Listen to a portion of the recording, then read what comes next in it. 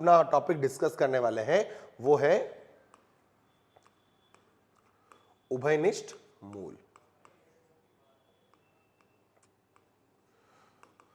उभयनिष्ठ मूल या कॉमन रूट्स। अब उभयनिष्ठ मूल या कॉमन रूट्स को समझना बेटा आपको, तो देखो पहली बात, हम इसमें दो केस बनाते हैं। पहला केस जब दो द्विघात समीकरणों का सिर्फ एक मूल उभयनिष्ठ हो, और दूसरा केस जब दो द्विघात समीकरणों के दोनों ही मूल क्या हो जाए, उभयनिष्ठ। दो से ज्यादा मूल तो होते ही नहीं है द्विघात में, क्योंकि आपकी बहुपदीय समीकरणों का जो रूल है वो क्या कहता है कि जितनी आपकी कोटि है उतने ही आपके मूल होंगे, चाहे वो वास्तविक हो चाहे काल्पनिक हो, ठीक है ना। अब हम बात करें उभयनिष्ठ मूल में, तो उसके अंदर जो हम सबसे पहला केस पढ़ने वाले हैं वो केस कौन सा है हमारा, वो है द्विघात समीकरण का, द्विघात समीकरणों का एक मूल उभयनिष्ठ हो। एक मूल क्या हो, उभयनिष्ठ हो। अगर द्विघात समीकरणों का एक मूल उभयनिष्ठ है तो क्या शर्तें होंगी, क्या हमें करना है, वो हमको यहां देखना है। अब इसमें एक चीज जरूर समझे बेटा, मैं आपको कंडीशन निकाल के दिखाऊंगा, ठीक है। आपको क्या करना है, वो जो कंडीशन मैं फाइनल निकाल रहा हूं उस पर ध्यान नहीं देना है। आपको ध्यान देना है कि जो कंडीशन निकालने के लिए मैं जो प्रोसेस कर रहा हूं, जो गणितीय संक्रिया का इस्तेमाल करूंगा, जो मैथमेटिकल ऑपरेशन में लगा रहा हूं, आपको वो प्रोसेस ध्यान देना है। और जब भी प्रश्न में ये लिखा हुआ है कि आपका एक मूल उभयनिष्ठ है, तो आपको वही पूरी का पूरा प्रोसेस करना है। आप वो रिजल्ट याद नहीं करें, क्योंकि वो रिजल्ट याद करना काफी मुश्किल सा भी है, और मैं ये बोलता हूं कि उस रिजल्ट को याद करने का कोई पॉइंट भी नहीं है, क्योंकि हम प्रोसेस पर जाना पसंद करेंगे, ठीक बात। अब मैंने कहा कि द्विघात समीकरणों का एक मूल उभयनिष्ठ है, इसके लिए अपन आगे बात करते हैं। मैंने कहा कि माना समीकरण ax square plus bx plus c बराबर 0 व dx square plus ex plus f बराबर 0, जहां पर कंडीशन क्या होगी बेटा, कंडीशन होगी कि a और d क्या नहीं हो सकते, शून्य नहीं हो सकते, तथा a b c d e और f ये क्या है, वास्तविक अंक है, ताकि ये दोनों समीकरण क्या हो जाएं, द्विघात समीकरण हो जाएं। तो a और d नॉट इक्वल टू 0 और a b c d e f belongs to real number का एक मूल उभयनिष्ठ है, ठीक है। हमने कहा इसका एक मूल उभयनिष्ठ है। तो अब हम क्या कर रहे हैं, हम A B C D E F में एक रिलेशन बनाएंगे। इस रिलेशन को बनाने के दो मेथड्स है बेटा। एक मेथड है जो नॉर्मल मेथड है, जिसको आपको आसानी से समझ में आएगा। दूसरा मेथड है जिसके अंदर हम एक डिटरमिनेंट का कॉन्सेप्ट यूज करते हैं, जो कि 11th के बच्चों ने अगर देखा जाए तो डिटरमिनेंट नहीं पढ़ा होता, पर आप यहां उसे समझने की कोशिश करें कि वो कैसे किया जाता है। दोनों ही प्रोसेस सेम आंसर देते हैं, तो आपको जो भी प्रोसेस अच्छा लगे आप उस प्रोसेस को यूज कर सकते हैं, उसमें कोई दिक्कत नहीं है। क्योंकि आप जब डिटरमिनेंट की बात करते हैं तो डिटरमिनेंट पढ़ाया जाता है बेटा आपको 11th के बिल्कुल लास्ट में ला करके और 12th के स्टार्ट में ला करके। तो डिटरमिनेंट का यूज हमको करना आना तो चाहिए, ठीक बात है ना।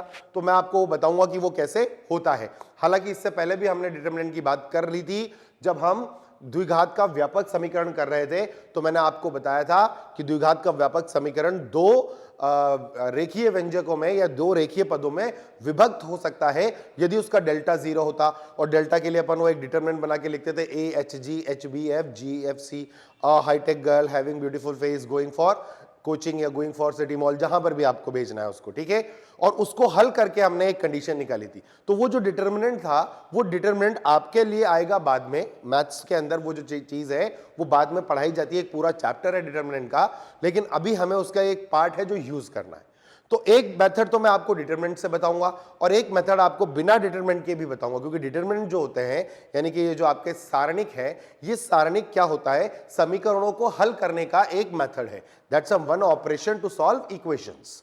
तो आप या तो डायरेक्ट इक्वेशन सॉल्व कर लें, और अगर आप डायरेक्ट इक्वेशन सॉल्व नहीं करते हैं तो यू कैन यूज डिटरमिनेंट, आप डिटरमिनेंट का इस्तेमाल कर सकते हैं। तो हम दोनों ही मेथड सीखेंगे यहां पर एक एक करके। सबसे पहले हम बिना सारणिक वाला मेथड करेंगे, ठीक है। तो अब देखिए क्या हुआ, मैंने आपसे बोला कि भाई एक समीकरण आपके पास है ax square plus bx plus c बराबर 0, ठीक है। इसके मूल मैंने माने कि एक मूल अल्फा है और एक मूल इसका बीटा है बेटा, ठीक है। दूसरी समीकरण मैंने क्या बोला आपसे कि वो है dx square plus ex plus f बराबर 0, और मैंने कहा इसके भी दो मूलों में से एक मूल अल्फा है और एक मूल अपन मान लेते हैं कि क्या है, गामा है। तो आप देख पाएंगे कि मैंने क्या करा, एग्जैक्टली वन रूट यानी अल्फा जो है वो मैंने कॉमन कर दिया, या मैंने बोला आपको कि जो उसका अल्फा है वो उसका क्या है, उभयनिष्ठ मूल है। अब बिना समीकरण के हम आखिर कंडीशंस कैसे निकालेंगे वो आपको देखना है, तो आप पूरा प्रोसेस पर ध्यान देंगे अब, ठीक है। मैंने आपसे कहा कि चूंकि अल्फा और बीटा इस समीकरण के मूल हैं, इसका मतलब यदि मैं अल्फा का मान x की जगह पे रखूंगा तो मेरी द्विघात समीकरण जो होगी वो संतुष्ट हो जाएगी। बोलो क्लियर बात। इसका मतलब ये हुआ कि मैं आपसे अगर बोल रहा हूं तो आप बोलोगे कि sir a alpha square plus b alpha plus c का जो मान है वो शून्य आ जाएगा, ठीक है ना, क्योंकि आपने एक रूट सेटिस्फाई कराया। वही अल्फा द्वितीय समीकरण का भी क्या है, मूल है। इसका मतलब हम d alpha square plus e alpha और प्लस f बराबर 0 कर सकते हैं। अब मैं क्या करता हूं यहां से बेटा, ध्यान से देखना, मैं यहां पर अल्फा स्क्वायर का मान निकालने की कोशिश करता हूं। अब अगर आप अल्फा स्क्वायर का मान निकालना चाहते हैं, ठीक बात, तो आप अल्फा स्क्वायर का मान निकालने के लिए क्या करेंगे, आप इस अल्फा वाले पद को उड़ा दें। इस अल्फा वाले पद को अगर उड़ाना है तो इस पूरी समीकरण को आप गुणा करें किससे, e से, और इस पूरे समीकरण को आप गुणा करें किससे, b से। अगर आप इसको पूरे से करेंगे तो यहां क्या आ जाएगा, अल्फा स्क्वायर अगर आप कॉमन लेंगे तो आपको मिलेगा बेटा ae, और यहां आ जाएगा माइनस का bd, ठीक बात, ठीक है। अच्छा दूसरा टर्म देखो आप, तो be अल्फा बनेगा और नीचे भी क्या बनेगा, be अल्फा बनेगा। तो अगर आप उनको सब्ट्रैक्ट करेंगे यानी घटाएंगे तो be अल्फा यहां से और be अल्फा नीचे से भी कट जाएगा, यानी अल्फा का पद साफ हो गया। प्लस आपका जो आएगा नीचे वो क्या आ जाएगा, वो आ जाएगा ce माइनस fb, और ये बन गया आपका इक्वल टू 0। तो अगर आप यहां से अल्फा स्क्वायर का मान निकालते हैं तो अल्फा स्क्वायर का मान क्या आ जाएगा, माइनस का ce माइनस का fb बटे में ae माइनस bd। तो हम अल्फा स्क्वायर को क्या बोल पाएंगे बेटा, हम अल्फा स्क्वायर बोल पाएंगे कि ce माइनस fb बटे, और नीचे लिख लेता हूं मैं bd माइनस ae। ये हमारा क्या आ गया बेटा, अल्फा स्क्वायर। इसको मैंने बोला कि ये आपकी समीकरण नंबर 1 है। अब मैंने कहा यही समीकरण आप दोबारा लिख लो। दोबारा अगर ये समीकरण लिखोगे तो आपको क्या प्राप्त होगा, a alpha square plus b alpha plus c बराबर 0 दे रखा है, और आपको दे रखा है d alpha square plus e alpha plus f बराबर 0, ठीक है ना। अब मैं इन दोनों को हल करता हूं और अब मैं अल्फा स्क्वायर वाला पद गायब कर देता हूं। उसके लिए मैं क्या करता हूं, इस पूरी समीकरण को d से गुणा कर देता हूं और इस पूरी समीकरण को मैं a से गुणा कर देता हूं। इसको d से गुणा करा है और इसको a से गुणा, तो ऊपर आएगा ad अल्फा स्क्वायर और नीचे भी आएगा ad अल्फा स्क्वायर। जब सब्ट्रैक्ट करेंगे दोनों को तो ये क्या हो जाएगा, गायब हो जाएगा। यहां जब अल्फा कॉमन लूंगा तो मुझे मिलेगा bd माइनस ae प्लस यहां मुझे मिलेगा cd माइनस af बराबर 0। और अगर मैं यहां से अल्फा का मान निकालूं तो देखो अल्फा का मान निकालने के लिए जब इसको इधर भेजूंगा तो ये बनेगा मेरा af माइनस cd बटे में नीचे आ जाएगा मेरा bd माइनस ae। बेटा बोलो यहां तक की बात क्लियर हुई। ये हमारा इक्वेशन नंबर 2 आ गया। अब जरा इक्वेशन नंबर 1 और 2 की तरफ ध्यान से देखें बेटा। जब 1 आप देखते हैं तो वो जो मान आया है वो किसका है, वो अल्फा स्क्वायर का है ना, और ये जो मान आया है ये किसका है, अल्फा का है। तो यदि ये अल्फा का मान होगा तो इस वाले पार्ट का स्क्वायर करने पर आपको ये वाला मिल जाना चाहिए। यही तो लॉजिक हुआ। इसका मतलब हम क्या बोल सकते हैं, समीकरण 1 व 2 से, समीकरण 1 व 2 से क्या होगा, आपको प्राप्त होगा af minus cd upon bd minus ae का होल स्क्वायर। तो इसको भी स्क्वायर लगा दिया मैंने और इसको भी स्क्वायर लगा दिया, बराबर यहां कितना आ जाएगा बेटा आपका ce minus fb upon bd minus ae। अब देखें ये bd माइनस ae इसकी घात को कहा जाएगा। तो आपका जो फाइनल रिजल्ट आया वो फाइनल रिजल्ट क्या आएगा, वो रिजल्ट अगर मैं ऊपर लिखूं तो देखो क्या बनेगा, AF माइनस CD का होल स्क्वायर आ जाएगा बेटा, ठीक है ना, बराबर ये वाला पार्ट इससे मल्टीप्लाई हो जाएगा तो ये आ जाएगा आपका CE माइनस FB इंटू ये वाला इससे मल्टीप्लाई होके क्या बनेगा, BD माइनस A। ये जो आपका पद आया बेटा, यही पद क्या कहलाता है, ये वो शर्त कहलाती है जो द्विघात समीकरण, जो अलग अलग दो द्विघात समीकरण है उनमें एक मूल क्या करती है, उभयनिष्ठ करती है।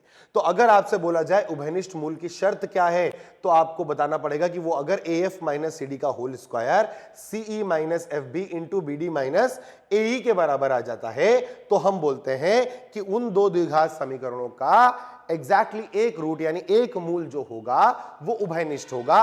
अल्फा उसके अंदर भी होगा, उसका भी मूल होगा पहली समीकरण का भी, और अल्फा दूसरी समीकरण का भी मूल होगा। ये प्रोसेस है। अब मैं आपसे क्या बोल रहा हूं कि ये जो रिलेशन आया है, ये जो संबंध आया है, इस संबंध पर आप फोकस ना करें और आप क्या करें, ये प्रोसेस पर ध्यान दें कि जब भी मैं आपसे बोलूं कि एक मूल उभयनिष्ठ हो गया है तो आप क्या माने, वो मूल अल्फा माने, उसे समीकरण में डालें, एक बार अल्फा स्क्वायर का मान निकाल लें और एक बार आप अल्फा का मान निकाल लें, और उसके बाद आप क्या करें, उसके बाद आप दोनों को सेट करेंगे तो आपको रिलेशन मिलेगा। तो मैं बार बार ये बोल रहा हूं, इस रिजल्ट पर ना जाकर के आप इस प्रोसेस पर जाएं तो ये आपके लिए ज्यादा आसान होगा समझने में। ठीक बात। ये प्रोसेस जो हमने इस्तेमाल किया, इसमें हमने क्या करा, हमने एक समीकरण बनाई जो अल्फा में थी, दूसरी समीकरण भी किसमें थी, अल्फा में थी, और हमने क्या करा, दोनों समीकरणों को हल किया। अब दोनों समीकरणों को हल करने से मुझे क्या प्राप्त हुआ, एक रिलेशन प्राप्त हुआ। इन्हीं समीकरणों को हल करने के लिए हम एक डिटरमिनेंट मेथड भी इस्तेमाल करते हैं, यानी जो रिलेशन मैंने यहां निकाला, इस रिलेशन को मैं एक बार और निकालने की कोशिश करता हूं आपके सामने, लेकिन अब की बार जो मैं कर रहा हूं वो मेथड नंबर 2 है। अपन मेथड 2 पे चल रहे हैं। मेथड 2 क्या होगा उसे देखते हैं, ठीक है। जो आपको आसान लगे बेटा, आपको उसी मेथड पे जाना है, ठीक है। अब देखो, मैंने आपसे कहा कि भाई आपकी एक समीकरण थी AX square plus BX plus C बराबर 0 थी, जिसके मूल आपने माने थे कि अल्फा और बीटा है। आपने दूसरी समीकरण थी वो थी DX square plus EX plus F बराबर 0। इसके भी दो मूल आपने माने थे अल्फा और बीटा। तो मैंने आपसे कहा था कि आप अल्फा क्या करें, दोनों समीकरणों में संतुष्ट करा दें। जब आप दोनों समीकरणों में संतुष्ट कराते हैं तो आपको मिल जाता है बेटा A alpha square plus B alpha plus C बराबर 0, और एक आ जाता है आपका D alpha square plus E alpha plus F बराबर 0। अब देखो इसको कैसे हल करते हैं, by the help of determinant, यानी डिटरमिनेंट की मदद से हम इसको कैसे हल करते हैं, ठीक है। सबसे पहला कौन सा पद दिख रहा है आपको, आपको दिख रहा है अल्फा स्क्वायर का पद, ठीक है ना। तो आप सबसे पहले क्या लिखो, अल्फा स्क्वायर लिख लो और बटे में ले दो। बटे में अब क्या लिखना है, नीचे आपको डिवाइड में क्या लिखना है। तो आप क्या करो, इस पद को छुपा लो अपने हाथ से, छुपा लिया। छुपा लिया तो आपको क्या दिख रहा है, B अल्फा प्लस C दिख रहा है और E अल्फा प्लस F दिख रहा है, और ये पद आपने छुपा लिया बेटा, दिख नहीं रहा है आपको, ठीक है। अब आप इसमें मल्टीप्लाई कैसे करेंगे, जैसे डिटरमिनेंट में मैंने बताया था क्रॉस में मल्टीप्लीकेशन होता है, तो B का इससे F से होगा और E का C से, तो आपको क्या मिलेगा, आपको मिलेगा FB माइनस EC, ठीक है। आपने अल्फा स्क्वायर लिखा, फिर आपको क्या करना होता है डिटरमिनेंट में, पहला प्लस होता है डिटरमिनेंट का, फिर दूसरे में माइनस आता है, तो आप यहां पर लिखे माइनस अल्फा। देखो अल्फा का पद आ रहा है तो अपन ने उसको लिख लिया माइनस अल्फा। अब आप क्या करो, इस वाले बीच वाले पद को छुपा लो। जब बीच वाले पद को छुपाओगे तो आपको क्या दिखेगा, A alpha square plus C दिखेगा और D alpha square plus F दिखेगा। आपने B अल्फा और E अल्फा को छुपा लिया। अब आप इसके गुणांकों को मल्टीप्लाई करेंगे तो आपको क्या मिल जाएगा, AF और माइनस CD मिल जाएगा, ठीक है, इज इक्वल्स टू। फिर आपने देखा ये कौन सा पद है, C और F जो है वो क्या है, कांस्टेंट टर्म है। क्या है, कांस्टेंट टर्म। तो आप यहां पर 1 लिख लें। 1 लिखने के बाद इस पद को छुपाएं तो आपको क्या दिखेगा बेटा, आपको दिखेगा AE और माइनस का BD। यहां तक आपका क्लियर हुआ, ठीक है ना। अब देखिए यहां से अल्फा स्क्वायर का मान कितना आया, अल्फा स्क्वायर का मान आपका आ रहा है FB minus EC upon AE minus BD, जिसको अपन ऐसे लिख लेते हैं कि ये आपका आ गया है क्या, EC माइनस FB, मैंने माइनस कॉमन ले लिया बेटा इससे, और ये आ गया BD माइनस AE। ये आपका पहला रूल आ गया बेटा। इसी तरीके से आप इसी का इस्तेमाल करें और आप बताएं माइनस अल्फा कितना आएगा आपका, तो माइनस अल्फा आपके पास आ जाएगा AF minus CD upon AE minus BD आ जाएगा। तो यहां से आप बोलोगे कि सर अल्फा का मान आ गया AF minus CD upon BD minus AE। देखो मैं क्या करता हूं, मैं हर बार जो अपना हर का जो व्यंजक है उसे सेम बनाने की कोशिश कर रहा हूं, ठीक है ना। या मैंने BD माइनस AE बनाया, यहां पर भी मैंने BD माइनस AE बना लिया, ठीक है। अब देखो ये आपका इक्वेशन नंबर 2 आ गया। अब इक्वेशन नंबर 1 है और इक्वेशन नंबर 2 है। इक्वेशन 1 और इक्वेशन 2 को आप क्या करेंगे, सॉल्व करेंगे। सॉल्व करेंगे तो आप लिखेंगे कि AF minus CD upon BD minus AE का होल स्क्वायर जो होगा वो आपका आ रहा होगा EC minus FB upon BD minus AE, ठीक है। अब ये जो BD माइनस AE है इसको काटेगा तो इसकी एक घात कम हो जाएगी, तो आपका फाइनल रिजल्ट क्या बन के आएगा, AF माइनस CD का होल स्क्वायर बराबर यहां आ जाएगा BD minus AE into EC minus FB। ये आपका रिलेशन निकल के आया। ये जो रिलेशन आपने निकाला AF माइनस CD का होल स्क्वायर बराबर BD minus AE into EC minus FB, यही फॉर्मूला देखो AF माइनस CD का होल स्क्वायर यहां BD minus AE into C minus FB। ये दोनों रिजल्ट जो आपके आए हैं ये दोनों ही रिजल्ट सेम टू सेम आए हैं। तो ये जो है पार्ट, ये मेथड नंबर 2 है जो हम हल कर रहे हैं किससे, डिटरमिनेंट के प्रोसेस से। अब आपकी चॉइस पर जाता है कि आप इस वाले मेथड में कंफर्टेबल होते हैं या इससे पहले वाले मेथड में कंफर्टेबल होते हैं। धीरे धीरे मैं आपको बताऊंगा कि आप मेथड 2 पे ही ज्यादा कंफर्टेबल होंगे, क्योंकि एक तो ये बहुत तेज है, क्योंकि इसके अंदर आपको कुछ ज्यादा करना नहीं है, फटाफट आपने उसमें रूट डाला, इसको छुपाया क्रॉस मल्टीप्लाई, इसको छुपाया क्रॉस मल्टीप्लाई, इसको छुपाया क्रॉस मल्टीप्लाई, फटाफट रखा, ये आंसर आ जाएगा।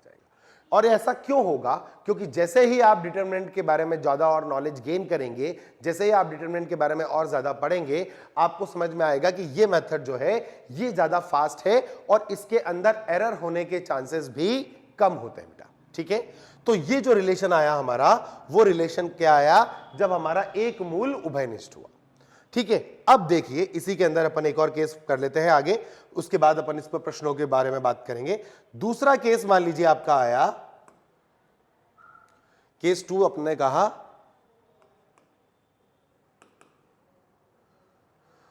द्विघात समीकरणों के दोनों ही मूल उभयनिष्ठ हो।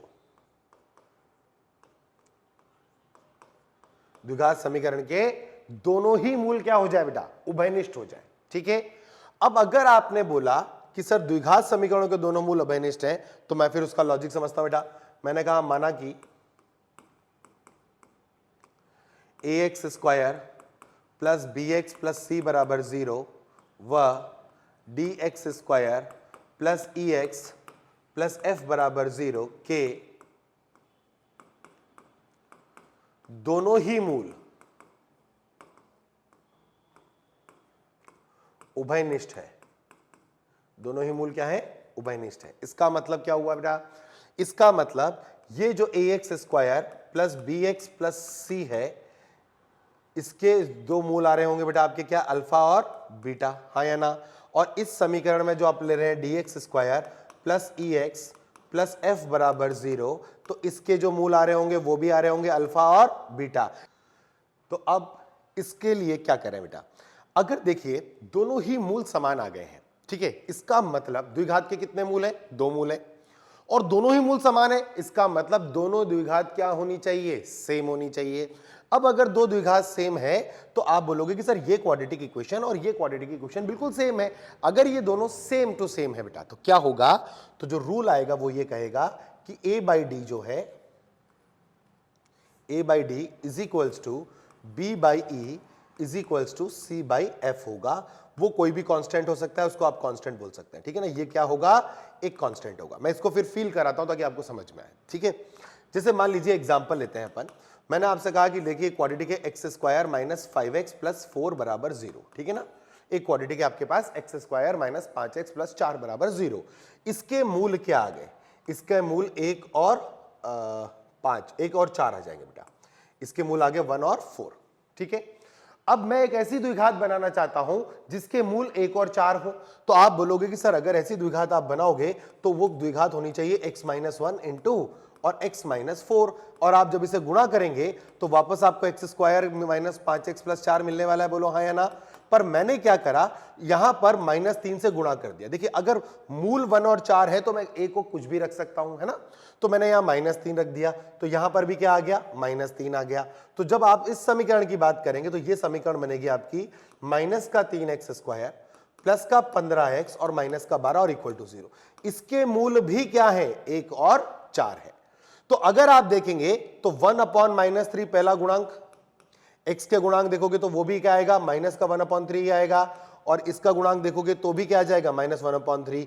तो आपका a/d, b/e और c/f क्या हो जाएगा बेटा, कांस्टेंट हो जाएगा। ऐसा क्यों हुआ था, आप याद करें कि अगर मैंने बात करी थी कैसे, अगर ये एग्जांपल से अपन आगे बढ़े तो मैंने आपसे क्या बात करी थी कि मान लीजिए कि ax² plus bx plus c बराबर 0, ठीक है, ax² plus bx plus c बराबर 0 के आप बोलते हो कि सर दो मूल अल्फा और बीटा हैं, तो आप ax² plus bx plus c को क्या लिख सकते हो, a कॉमन लेकर के और ब्रैकेट में x minus alpha into x minus beta. याद करें ये अपने शुरुआत में सीखा था कि हम द्विघात को ऐसे लिखते हैं, अगर इस द्विघात का मुझे मूल अल्फा और बीटा दे रखा है तो मैं बोलूंगा a times of x minus alpha into x minus beta, ठीक है, वो a गुणा होता है।